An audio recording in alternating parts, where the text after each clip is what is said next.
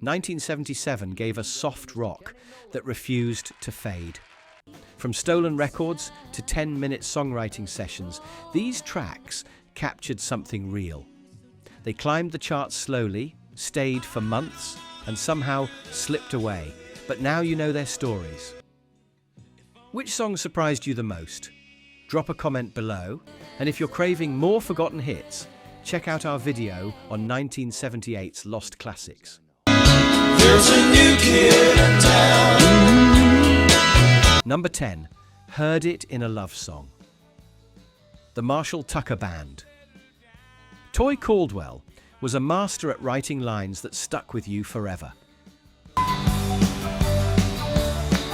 Yeah, put your hand together with me one day. Lead singer Doug Gray remembered Caldwell coming to him and saying, "Write this down real quick. I ain't never been with a woman long enough for my boots to get old." That's the kind of songwriter Caldwell was. Raw, honest and unapologetic. The song tells the story of a rambling man who can't settle down, even when he wants to. We've been together so long now, they've both been resold. What a line. Producer Paul Hornsby recorded it at Capricorn Sound Studios in Macon, Georgia.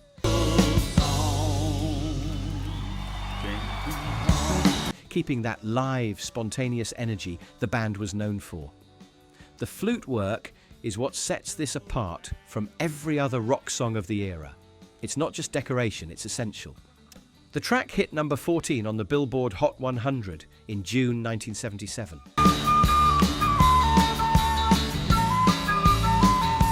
But it went to number 5 in Canada, where it became huge. Tragically, Toy Caldwell's brother Tommy, the band's bass player, died in a car accident just 3 years later. He was only 30 years old. Number 9. Number 9. Handyman. James Taylor. This wasn't James Taylor's song. It was Jimmy Jones and Otis Blackwell's creation from 1960, but Taylor's version transformed it completely. Here is the main thing I want to say. Producer Peter Asher stripped away the frantic doo-wop energy and rebuilt it as a slow, considered ballad. Taylor's backing band was legendary. Danny Korchmar on electric guitar, Leland Sklar on bass, Russ Kunkel on drums, and Leah Kunkel, Russ's wife and Cass Elliott's sister, sang backup vocals. The song was released in June 1977 and became Taylor's 4th number 4 hit, but it dominated adult contemporary radio, sitting at number 1 for weeks.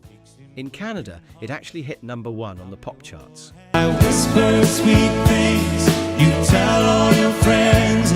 Critics said Taylor's laid-back version was almost somnolent compared to the original, but that's exactly what made it work.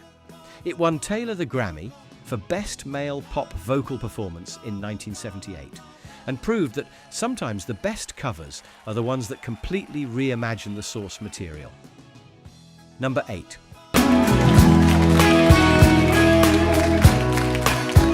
Number 8. Southern Nights. Glen Campbell. Jimmy Webb was playing an Alan Toussaint record at his house when Glen Campbell stopped by. Campbell heard the song and asked, "What was that?" Have you ever felt a southern night? Webb told him it was called Southern Nights. Campbell said, "Is that your record?" Webb said yes. Campbell said, "Well, can I have it?" Webb laughed and said sure, and Campbell was gone. Like the Roadrunner, just disappeared with the record. Webb never got it back. Well, southern nights, friends, like. But within 4 weeks, Campbell's version was on the radio. Alan Toussaint had written the song in just 2 hours after a conversation with Van Dyke Parks. Parks asked him, "If you knew you were going to die in 2 weeks, what would you want to have done?" Toussaint immediately wrote Southern Nights. Stop this world from fighting a lot. Da-da. Campbell's up-tempo version hit number 1 on 3 Billboard charts: pop, country, and adult contemporary. It became his last #1 hit on the Hot 100, and it all started with a stolen record, number 7. I'll apologize, yes I will. Number 7, Lost Without Your Love. Bread. This was Bread's final top 10 hit, and it came after a 3.5-year absence from the charts.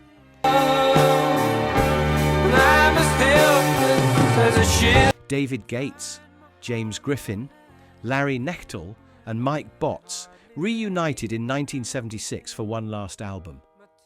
The tension was still there. Griffin's songs kept getting relegated to B-sides, while Gates's songs became the hits.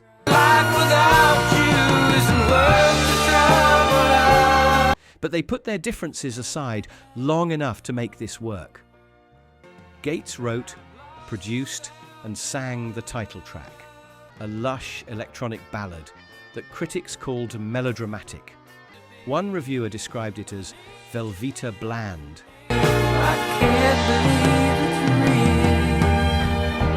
But fans didn't care.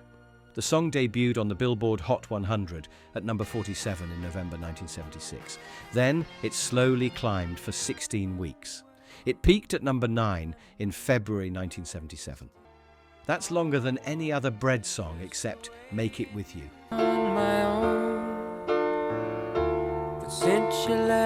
It also hit number 3 on the easy listening charts. In Canada, it topped the adult contemporary chart for 4 weeks. Bread broke up for good shortly after. Number 6.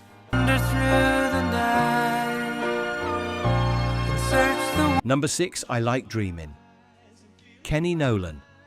Kenny Nolan had already written some of the biggest hits of the 70s. Lady Marmalade for LaBelle. My Eyes Adored You for Frankie Valli.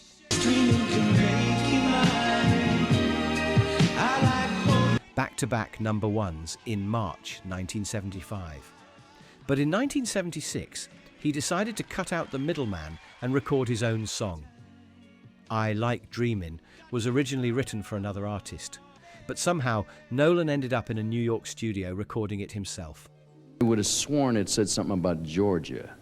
Now, I didn't know until you told me the story. The song is about a man who dreams of an unattainable woman, walks on the beach, raising a family, holding her close, but he always wakes up alone.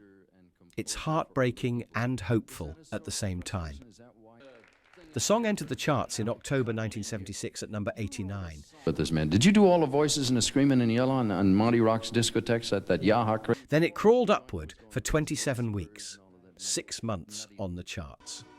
It finally peaked at number 3 in March 1977. Billboard named Nolan the number 1 new pop singles artist of 1977. He never had another major hit, but this one was enough. Number 5? I love doing everything I can do. Yeah. And Number 5, Don't Give Up on Us. David Soul. David Soul was Hutch from Starsky and Hutch, a TV cop who could actually sing. And still come through. Tony McCauley wrote this ballad specifically for Soul's voice.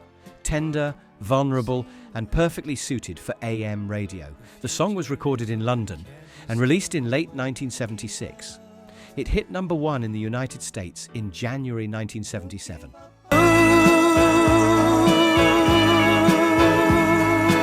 And stayed there for 2 weeks. In the UK, it became massive, sitting at number 1 for 4 weeks. Soul's acting fame definitely helped. Teenage girls across America and Britain bought the record in huge numbers, but the song itself is genuinely beautiful. Don't give up on us, baby.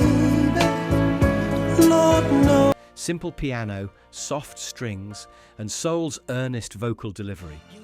Critics dismissed it as lightweight, but sometimes lightweight is exactly what people need.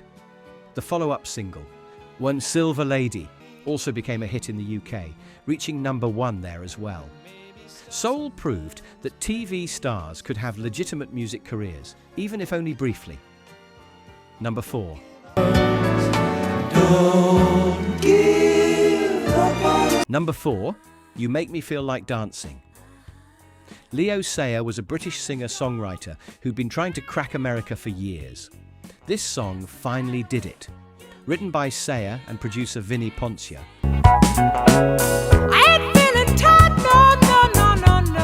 It was designed to be a crossover hit, part disco, part pop, completely irresistible. The production is sleek and polished, horns, strings, a rhythm section that makes you move whether you want to or not. Sayer's voice is joyful, almost childlike in its enthusiasm. The song was released in late 1976 and hit #1 in January 1977. It stayed on the charts for 26 weeks and won Sayer the Grammy for Best R&B Vocal Performance Male, which was strange because it's not really an R&B song. But the Grammys have always been confusing.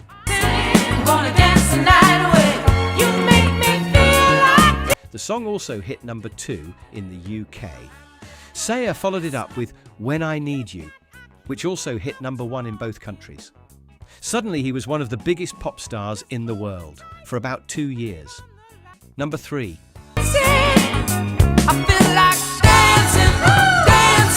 #3. Torn Between Two Lovers. Mary MacGregor. This song caused controversy the moment it was released. It's about a woman in love with 2 men at the same time, and she's unapologetic about it. Loving both of you is breaking all the rules. In 1977, that was bold. Songwriter Peter Yarrow of Peter, Paul and Mary wrote it with Philip Jarrell. The production is stripped down, just acoustic guitar, soft strings, and MacGregor's vulnerable vocal. No tricks, no gimmicks. Loving both of you is breaking all the rules. The song debuted in late 1976 and slowly climbed the charts. It hit #1 in February 1977 and stayed there for 2 weeks. Conservative radio stations initially refused to play it, but the audience demand was too strong. It became one of the biggest adult contemporary hits of the year. MacGregor was a session singer from Minnesota with 0 name recognition. This was her only major hit. She spent the next decade touring on the strength of this one song, and the controversy never really went away. #2. Feeling like a fool, loving you. #2. New Kid in Town. Eagles. This was the Eagles at their most polished and their most cynical. The song is about the music industry's obsession with the next big thing. How fame is fleeting.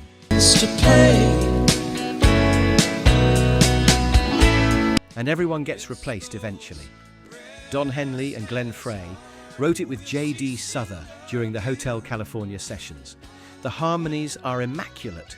The guitar work is precise. Everything about it screams professionalism. Just hold her, tears on your. Producer Bill Shimchick recorded it at Criteria Studios in Miami and the Record Plant in Los Angeles. The song was released in December 1976 as the first single from Hotel California. It hit #1 in February 1977.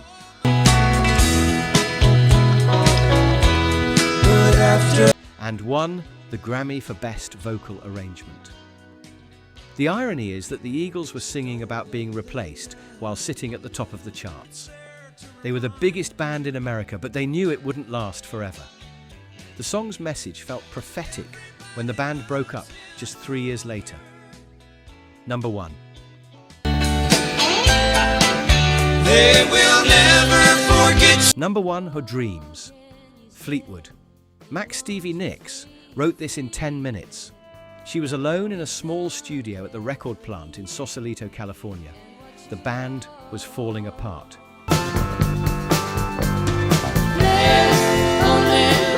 Stevie and Lindsey Buckingham had just broken up. Christine and John McVie were divorcing. Mick Fleetwood's marriage was ending. Everyone was a mess. Stevie sat down with her keyboard and the words just poured out. Thunder only happens when it's raining.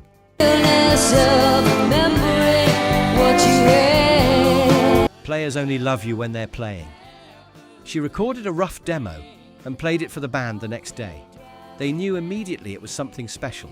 Producer Ken Kailat and engineer Richard Dashut captured it perfectly.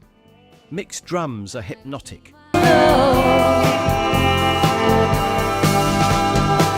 Christine's keyboards shimmer, and Stevie's voice floats above it all like a dream. The song hit #1 in June 1977. It stayed there for 1 week. 43 years later, it went viral on TikTok and re-entered the charts. A whole new generation discovered it, because great songs never really die. They just wait for the right moment to come back.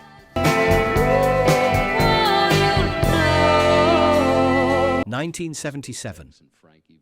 While disco owned the dance floors and punk rock was burning everything down, soft rock quietly dominated the airwaves. These 10 songs became massive hits, then somehow faded from memory. From Beachtown Heartbreak to dreams that felt more real than life itself. They captured a moment when music could be both commercial and genuine. Some took half a year to climb the charts. Others were stolen in broad daylight. And one became a songwriter's only shot at stardom after writing hits for everyone else. Let's bring them back. 'Cause dreaming can make you mine.